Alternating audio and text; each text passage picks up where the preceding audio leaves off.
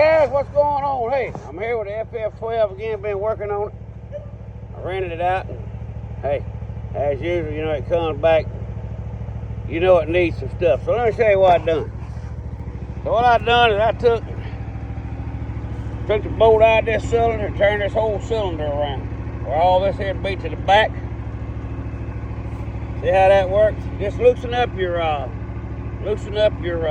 hydraulic lines, and it's going to be a little kink in them, and when you loosen them up, they'll spin around. So they wind up looking like that.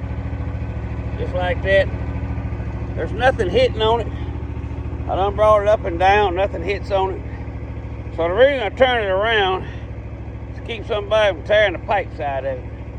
So when you put this extension on here, like this here, right here, it gives you a whole, almost another foot on that bucket. You see, I'm 6 foot something. You see, I ain't even nowhere near that bucket up there. So that bucket, it's almost a foot and a half higher than what it was. That means it'll dig a little deeper. So let me show you something. Show you what I'm talking about. So when you got that extension, that quick connect on it, when you curl one back with teeth, it hits your cylinder. If you're not careful, you can just go ahead and tear that cylinder up, pushing it in. So you want to turn this around. I've seen people trying to do it, say, well, we don't know how to do it. You know, maybe we need to buy shields and put on there and all that. And so basically that right there is what I done. You'll see right here, let me show you. It ain't hitting nothing. It's got plenty of room underneath there. Not hitting anything, so turn that cylinder around. Now down here on the bottom, I just cut me a piece of aluminum, and I'm gonna put it over this cylinder. There's a guy that sells these for a couple $100, but just take whatever you got. So I got it resting here on this brace and on this brace. I'm gonna put one U-bolt around this. I'm gonna lay it in there like that and bolt it up. Watch this, you'll see what I'm talking about. As I come up with it don't hit anything. When I go back down, it don't hit anything. Now I have raised it up real high, and that protects all them lines and pipes underneath there. So hey, that's what I'm doing tonight. What y'all doing? So the FF12 industrial machine is the same as the AGT. It's the same as the mini digger. Matter of fact, I really don't want to say this out loud, but a lot of your name brands are made by the same company that's got these little mini excavators.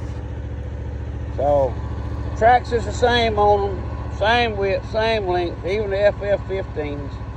The only difference with the 15 and the 13s and the 14s is that the cab's a little wider through here, because you got your control handles up here. Now they say those are electric. They're not electric, they're hydraulic, just like these right here. They are the exact same as these handles right here.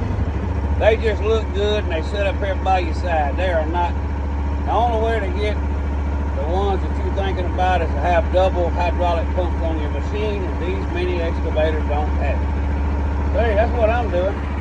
You get the FF15 with a cab, you already got the tailgate, the back end that opens up, the hood or whatever you want to call it, opens up on it. So that is a 15 horse motor. I did put an external tank on it. Got mirrors on it. She's ready to dig, y'all, but hey, turn that cylinder around. Don't leave them pipes exposed right here. The only problem you're gonna have is your grease fittings inside. And once you grease these, you really don't have to grease all these fittings all the time, just the ones that work. This one down here basically just moves up and down. As long as it's got grease in it, it'll keep grease in it for many years.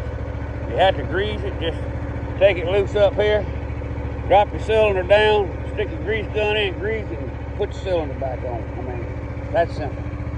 All right, that's a little piece of advice. I'm going.